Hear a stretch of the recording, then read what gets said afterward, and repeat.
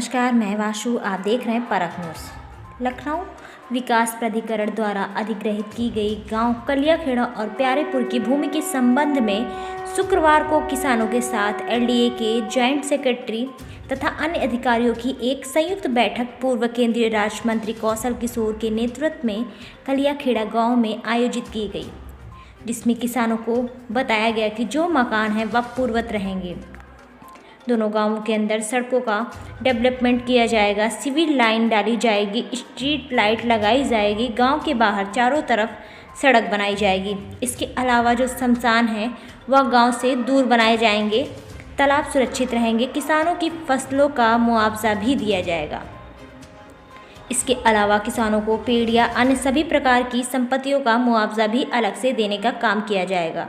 आयोजित जन चौपाल में एलडीए के अधिकारियों से हुई सफल वार्ता के बाद एलडीए के जॉइंट सेक्रेटरी द्वारा पब्लिक अनाउंसमेंट किया गया, जिसमें कहा गया कि जो पुराने मकान गांव के अंदर बने हैं वह सभी मकान सुरक्षित रहेंगे, कोई भी मकान गिराया नहीं जाएगा। इस मौके पर कौशल किशोर ने उपस्थित जनता को संबोधित करते हुए कहा कि कलियाखेड़ा और प्यारेपुर के किसानों को किसी के बहकावे में आने की ज़रूरत नहीं है। प्रदेश की भाजपा सरकार उनके साथ है। उन्होंने कहा कि किसानों की जो भी समस्या होगी वह हम किसानों के साथ खड़े होकर एलडीए में सार्वजनिक तौर पर सुलझाने का काम करेंगे, जैसा कि अभी हुआ है। सबके सामने जनता के बीच में अधिकारियों द्वारा जो अनाउंसमेंट किया गया उससे कलियाखेड़ा और प्यारेपुर के किसान पूरी तरह सहमत हैं।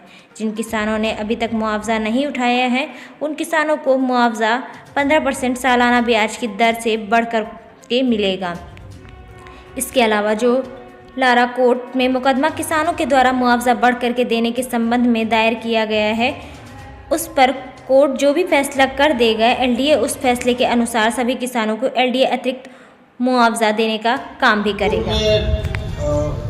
प्राधिकरण में 2-3 बैठकें की, माननीय मंत्री जी ने जो भी बातें रखी अपने फेवर की उसमें वीसी साहब ने सहमति जताई और उसी के अनुसार हम लोग कार्य कर रहे हैं। हम लोग कोई भी जो भी आपसे बात हुई है माननीय मंत्री जी से और आप लोगों से, उससे कोई भी हम विचलित नहीं कर रहे हैं। माननीय मंत्री जी ने बहुत ही विस्तृत ढंग से, बहुत ही अच्छे से आप लोगों को बातें रखी हैं, उसमें कोई कंफ्यूजन आपको नहीं होना चाहिए। पता नहीं कौन से लोग हैं आपके बीच में आके बातों को अलग करते हैं। हम लोग इतने लिबरल हैं, सर का भी सहयोग है और हम लोग भी इतना लिबरल हैं कि जब भी आप कोई बात कहते हो हम लोग उसको कायदे से सुनते हैं, उसका निराकरण करवाने का प्रयास करते हैं। कोई आपको भ्रमित करता है उससे मेरा व्यक्तिगत अनुरोध है कि आप भ्रमित ना हो। माननीय मंत्री जी ने जितनी भी बातें बताई हैं अच्छा से हम लोग उसको कर रहे हैं। जो भी चीजें आगे भी आएंगी उसके लिए भी हम लोग तैयार हैं कि जो भी आप बताओगे कि आपको कोई असुविधा हो रही है या आपको कोई और सुविधा चाहिए उस पर भी हम सच्चा स्तर पे निर्णय करा के उसको भी कराएंगे।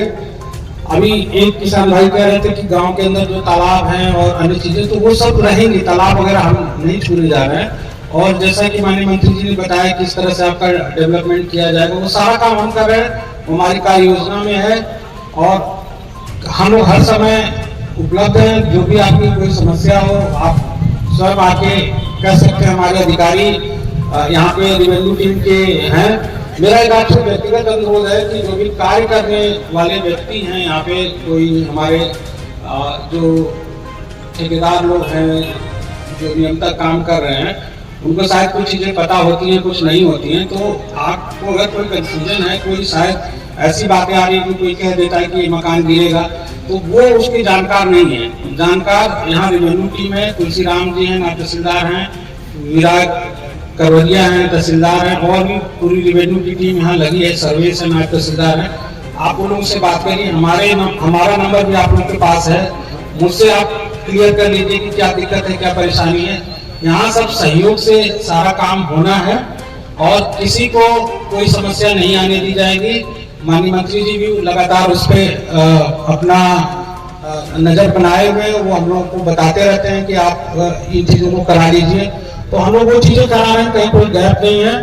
आप लोग निश्चित रहिए, किसी का भी मकान जिसका मुआवजा तय हुआ है वो जब तक उसको मुआवजा नहीं दे दिया जाएगा, जब उसका नया घर नहीं बन जाएगा तब तक उसको विस्थापित नहीं किया जाएगा। जिन लोगों को छोड़ दिया गया है वो छूटे रहेंगे, उनको अलग से किसी के बहकावे में आने की जरूरत नहीं है। आपके गांव की चारों तरफ हम एक अच्छी सड़क बना रहे हैं, जैसा कि आप लोग की मांग थी।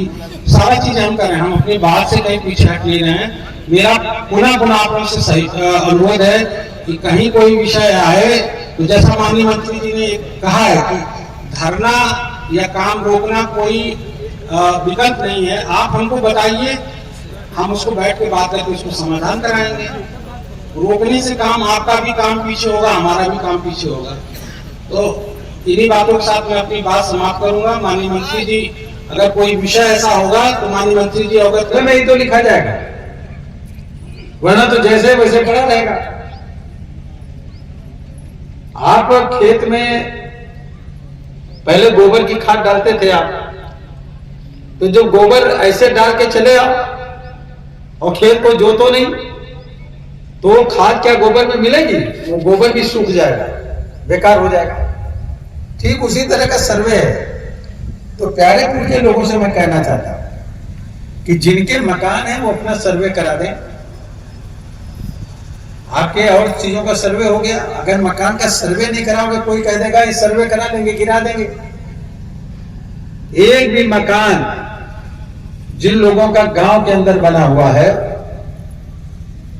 गांव का, पुराने गांव का, वो चाहे ग्राम समाज में जमीन में हो, वो मकान किसी का नहीं गिरेगा, ये ध्यान रखें। एनडीए हो या हाउसिंग बोर्ड लोगों को यहां बसाने के लिए आए, लोगों का मकान गिराने के लिए नहीं आए। लेकिन अगर किसी ने अपना मकान खेत में बना लिया दूर और वो आबादी से सटा हुआ नहीं है, योजना के बीच में आ रहा है, तो उसका कंपनसेशन देंगे। जैसे यहाँ करीब 200 मकान ऐसे होंगे जो लगभग छूटे हैं, छूट गए हैं सर्वे में आकर के, आपके दर्ज नहीं थे आबादी में, कुछ में निशान लगाए गए।